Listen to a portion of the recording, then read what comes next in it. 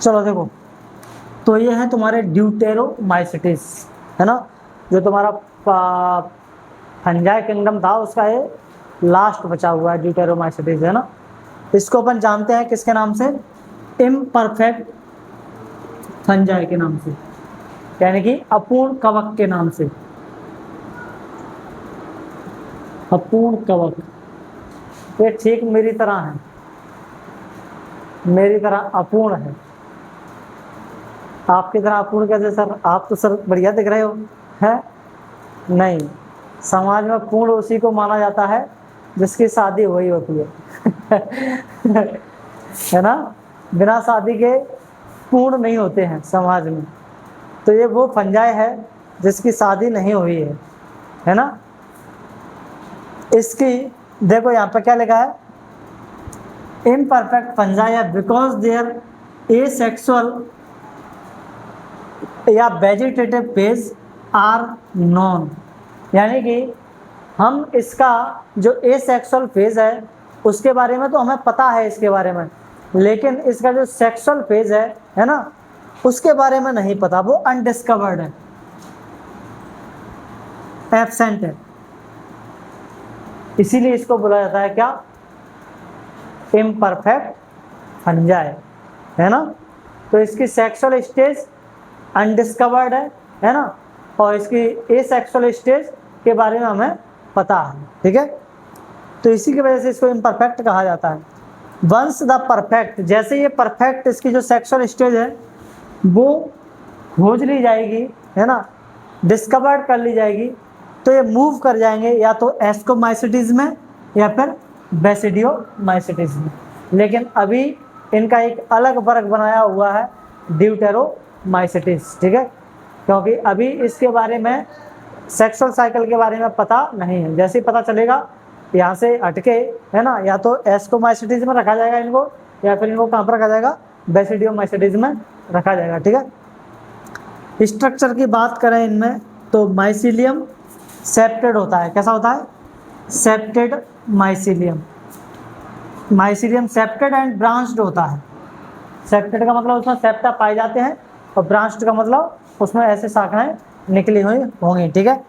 Reproduction, ये जनन कैसे करते हैं, तो ये चूंकि सेक्सुअल तो पता ही नहीं है तो किसके द्वारा रिप्रोडक्शन करते हैं, एसेक्सुअल, और जिन स्पोर्स के थ्रू करते हैं उनको अपन बोलते हैं क्या, कॉनिडिया। तो जिन स्पोर्स के थ्रू करता है एसेक्सुअल रिप्रोडक्शन उनको अपन क्या बोलते हैं, कॉनिडिया। तो ध्यान रखेंगे ड्यूटेरोमाइसिटीज में एसेक्सुअल रिप्रोडक्शन जो होता है वो किसके थ्रू होता है, कॉनिडिया के थ्रू, ठीक है। नेचर में इनका क्या रोल है, तो इनके जो कुछ सदस्य होते हैं वो पैरासाइट होते हैं, है ना। तो वो पैरासाइट होते हैं तो जो सड़ी गली चीज़ें होती हैं उन पर जाकर के बैठते हैं और उसको क्या करते हैं, ख़त्म करते हैं, है ना। और मिनरल साइकिल में ये क्या करते हैं, हेल्प करते हैं, ठीक है, मिनरल साइकिल में, खनिज चक्र में सहायता करते हैं। यानी कि ठीक वैसे ही जैसे कुंवारे लोगों का काम होता है, तो कुंवारे लोगों का काम क्या होता है, अब घर पर कुंवारे हैं तो काम तो कुछ उनका है नहीं, बीवी बच्चे वाले आदमी है तो उनके तो बहुत सारे काम होते हैं, है ना। कमाने जाना है, सबसे पहली बात तो बिना कमाएंगे तो खाएंगे क्या, कुंवारा आदमी तो नहीं कमाएगा तब भी 2 रोटी कहीं मंदिर में जाके खा ही लेगा, अपना पेट तो भर ही लेगा कहीं भी जा करके, है ना। लेकिन जो शादीशुदा आदमी होता है उसका प्रथम यानी कि जो प्राइमरी जो वर्क होता है वो है भैया पैसे आने चाहिए कहीं से भी, तब तो बीवी बच्चे क्या होंगे, पलेंगे, है ना। तुम्हारा आदमी के पास कोई काम नहीं होता है, कोई काम नहीं होता है तो वो क्या करता है, घर में साफ सफाई में लगा रहता है कहीं भैंसों की साफ सफाई, कहीं बच्चों की साफ सफाई, कहीं घर की साफ सफाई, है ना, कहीं ऐसे ही उसको साफ सफाई में लगा दिया जाता है ना। तो ये वही तो है, कुंवारे लोग हैं, इनकी शादी वादी हुई नहीं है तो ये साफ सफाई करनी है, अच्छे सफाई करनी है, प्रकृति को बढ़िया क्या करते हैं, साफ रखते हैं। जो भी सड़ी गली चीज़ें वहाँ पे मिलती हैं सबको वो क्या कर देते हैं, ख़त्म कर देते हैं, है ना, निपटा देते हैं खा पी करके। तो बस यही हो गया तुम्हारा।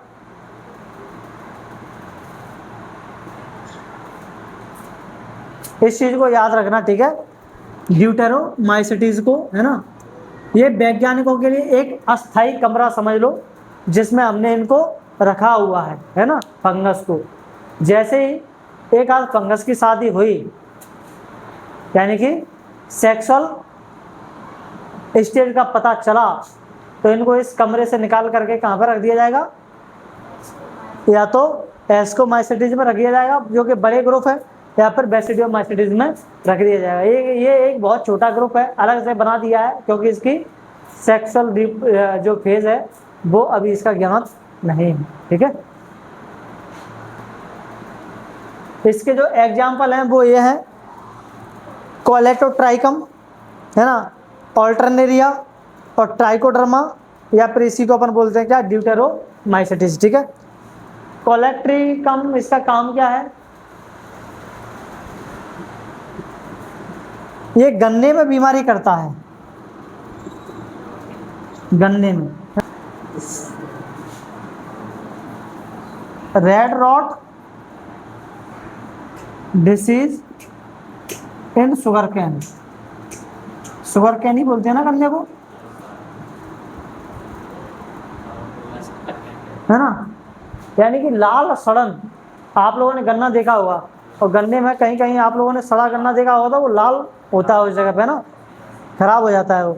तो वो लाल सड़न गन्ने में किसकी वजह से आती है, इस कोलेटोट्राइकम की वजह से आती है, ठीक है, रेड रॉट। और एक और तुम्हारा ऑल्टरनेरिया, है ना। आलू देखे होंगे आप लोगों ने, कभी कभी झुलसाए से लगते हैं, है ना।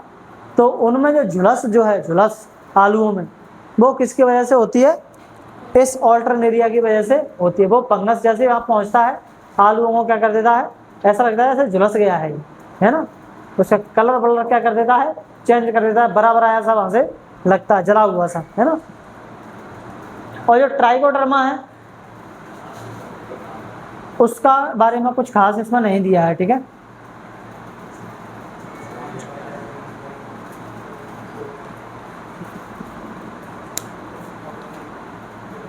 बताओ जरा, what is the role of deuteromycetes in the ecosystem. Ecosystem में ड्यूटेरोमाइसिटीज का क्या रोल है ना। Decompose a litter help in mineral cycling. तो आप लोगों को बताना पड़ेगा यही कि ये क्या करता है ना, नेचर को साफ रखता है, सड़े गले चीज़ें जो है उनको खा जाता है ना, ख़त्म कर देता है, और मिनरल साइकिल में भी क्या करता है, हेल्प करता है, ठीक है। मिनरल साइकिल का मतलब क्या है, ज़मीन से कोई मिनरल मिला, है ना, वो मिनरल्स पेड़ पौधों में चला गया, है ना। अब पेड़ पौधे जैसे ही नष्ट होंगे तो वो मिनरल को कौन खा जाएंगे, ये खा जाएंगे तुम्हारे, फिर ये भी कभी मरेंगे, है ना। जब ये मरेंगे तो वही मिनरल ज़मीन में कहाँ चला गया, फिर से चला गया, ठीक है। यानी कि ज़मीन से मिनरल मिला और इनके थ्रू कहाँ पे चला गया, ज़मीन में ही चला गया। ज़मीन से मिनरल पेड़ पौधों में आया होगा, पेड़ पौधे जब सड़ेंगे गलेंगे तो वो मिनरल, सड़े गले चीज़ों को कौन खत्म करेगा, यही खत्म करेंगे, फिर वो मिनरल इनके पेट में चला जाएगा, फिर जब वो मरेंगे तो एक कहाँ जाएगा, ज़मीन के अंदर फिर से चला जाएगा। तो इस तरह से मिनरल साइकिल में भी क्या करते हैं, हेल्प करते हैं, ठीक है। बताओ एक question, if a scientist discover a perfect stage of a fungus currently placed in Deuteromycetes, to which of the following classes is it most likely to be moved? यानी कि यदि कोई वैज्ञानिक ड्यूटेरोमाइसिटीज में वर्तमान में रखे गए कवक की एक पूर्ण लैंगिक प्रावस्था की खोज करता है, तो इस निम्नलिखित में से किस वर्ग में स्थानांतरित किए जाने की सर्वाधिक संभावना है, फाइकोमाइसिटीज में, या एस्कोमाइसिटीज और बेसिडियोमाइसिटीज में, या स्लाइम मोल्ड्स में, या क्राइसोफाइट्स में, है ना।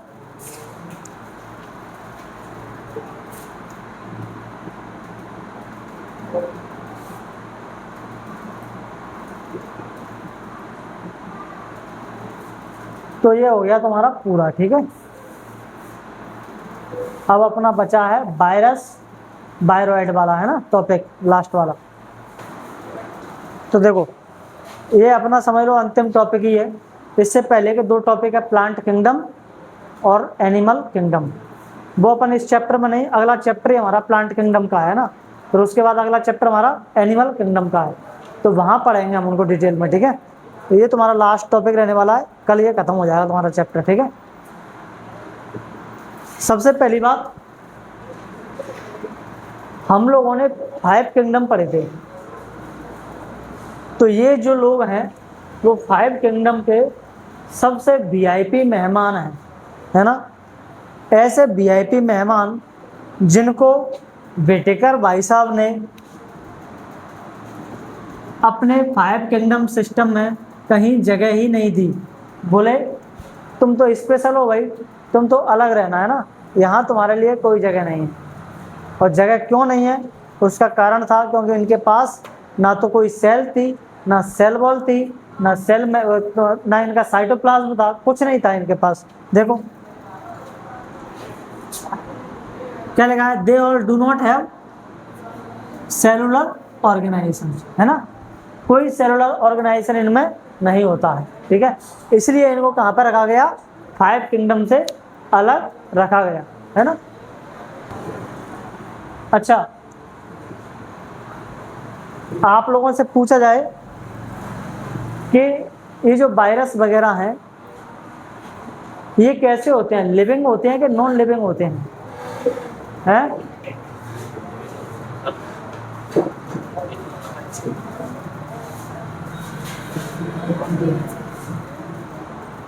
लिविंग नहीं होते हैं, है ना, तो क्या नॉन लिविंग होते हैं, नॉन लिविंग भी नहीं होते हैं। तो फिर कौन से प्राणी है ये, दोहरी जिंदगी, यानी कि डबल लाइफ है इसकी। डबल लाइफ कैसे, जब ये किसी होस्ट सेल के अंदर रहता है तो ये किसी और तरह से बिहेव करता है, और जब बाहर रहता है तो किसी और तरह से बिहेव करता है ना। जैसे यानी कि जब कोई डाकू है बाहर सड़क पर चल रहा है, तो डाकू बाहर सड़क पर चल रहा है, चोर बाहर सड़क पर चल रहा है, तो क्या वो उत्पाद मचाता है बाहर सड़क पर, नहीं मचाता ना। लेकिन जैसे ही वो चोरी करने के लिए किसी के घर के अंदर घुसता है तो बंदूक की नोक पर पहले तो मालिक को हाईजैक करता है कि बोलना नहीं, बिल्कुल भी शांत रहना एकदम, है ना। जो भी उसको चुराना होता है चुरा ले जाता है, जो भी खाना होता है खा ले जाता है। तो ऐसा ही करता है ये वायरस, है ना। तो जब बाहर रहता है तो एकदम शांत रहता है, जैसे ही अंदर गया पूरा सिस्टम ही क्या कर लेता है, हाईजैक कर लेता है ना, और ऑर्डर देता है कि भाई बनाओ अब वायरस ही वायरस। बाहर जब वायरस रहता है हमारी बॉडी के बाहर तो मुर्दा रहता है, वो जिंदा नहीं है, नॉन लिविंग बिहेव करता है। लेकिन जैसे वो हमारे अंदर गया वो क्या हो जाता है, जिंदा हो जाता है, क्योंकि उसको मशीनरी मिल गई, किसकी, लिविंग की, और पूरी की पूरी मशीनरी को हाईजैक करके और उसको ऑर्डर देता है कि वायरस ही वायरस बनाओ, और कुछ नहीं बनेगा इसमें अंदर। क्या बनेगा, सिर्फ और सिर्फ वायरस ही वायरस। ये जो तुम्हारा कोरोना वायरस वगैरह था, आप लोगों ने खूब केसेस सुने होंगे, है ना। जब वो बाहर था तो कोई प्रॉब्लम नहीं होती थी, जैसे वो अंदर जाता था, है ना, अंदर जा कर के वो गले को क्या कर देता था, चौक, तो व्यक्ति सांस लेने में भी उसको क्या होती थी, तकलीफ होती थी, उसको वो लगाने पड़ते थे ऑक्सीजन सिलेंडर। क्यों ऑक्सीजन सिलेंडर की डिमांड इतनी ज़्यादा हो गई थी उस समय, है ना, क्योंकि वो किसको चौक कर रहा था, गले को चौक कर रहा था। गले में जाके वो ऐसा क्या कर रहा था, क्योंकि गले में अंदर पहुंच गया, उसने अपनी ही कॉपीज बनाना क्या कर दी, शुरू कर दी, है ना।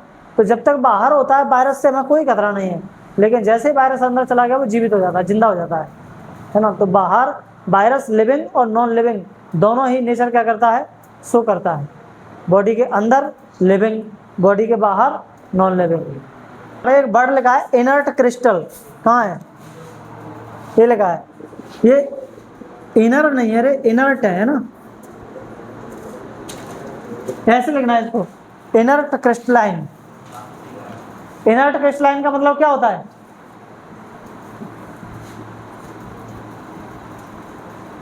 एक तरह से शांत, है ना, हाँ, शांत पार्टिकल की तरह।